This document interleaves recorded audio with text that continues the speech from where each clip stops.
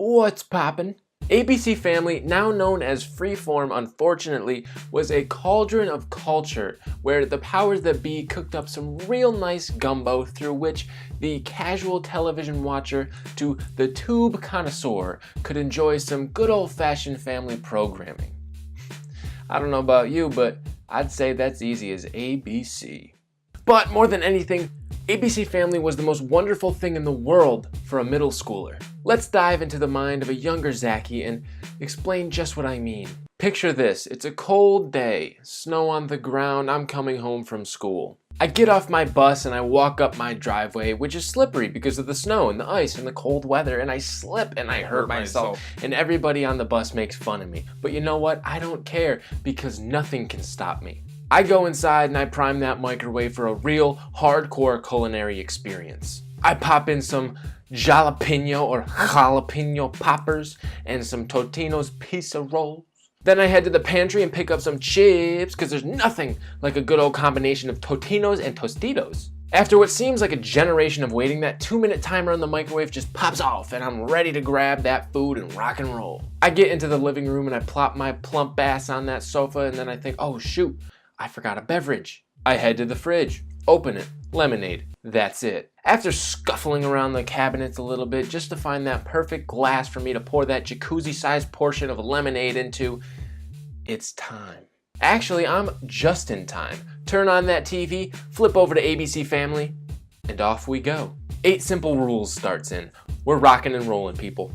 These shows on ABC Family were unreal, just perfect for a 12-year-old who had a hard day of fractions. I needed to see some family dynamic stuff, maybe a little David Spade. It's possible that these shows paved the way for my love of comedy writing. Probably not, but it's possible. 8 Simple Rules is a great example. This show had it all. It had some fun goofs, it had some interesting experiments, and it had some really, really tough heartbreaks. Let me just tell you, television can make you cry, especially when you're a 12-year-old and you had a hard day of fractions. When John Ritter died, the actor who played Paul, the dad in the show, that was devastating. And the way they wrote that into the show was just fantastic. It was done in such an honorable way, you know, and watching those characters and those actors actually like have those feelings, it was real. And I was like, whoa. A lot of times actors just leave a show and then the show has to make it not so obvious that really Ashton Kutcher just wanted to star in the film extravaganza Guess Who. But this time it was raw and it hurt and it's something to be commended. Then the show kind of got bad even though David Spade was fun.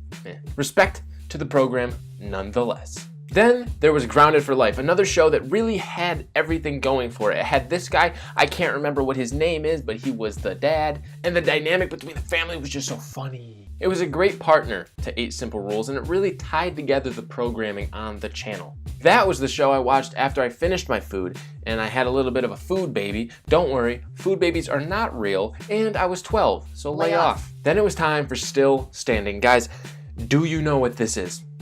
Have you seen the show? If you say no, then I'm sorry that you don't like good television. The show was out of the park. I mean, this guy was great. This guy, Mark Addy is his name. What a name. One time, there was an episode where the son, Brian, was scared to change in the locker room, and the dad, Mr. Mark Addy, also known as Bill Miller in the television show, thought it was because Brian had a small... But it turned out Brian was scared because he had a big... Which kind of doesn't make any sense, but it was funny and it was fine and it made Bill Miller look like a silly old little guy and it was just all worth it, you know? And that is what I want from a television show. Not like talks of dirty things, just funny things. I know I've thrown a lot at you, but before I wrap up, I want to just throw in a little bit more, just some honorable mentions to keep this honorable thing going.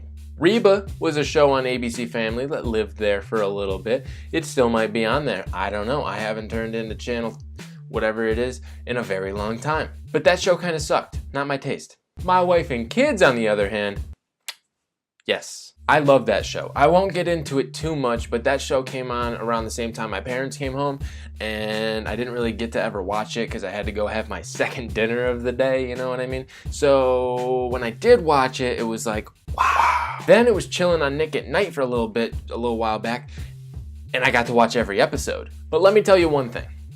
All in all, there is nothing like a mid-2000s television sitcom that can't cure the blues of a 12-year-old little Zach who had a hard day of, you guessed it, fractions. So thank you Tostitos, and thank you Totinos, and thank you whoever made those jalapeno poppers, and most of all, thank you ABC family.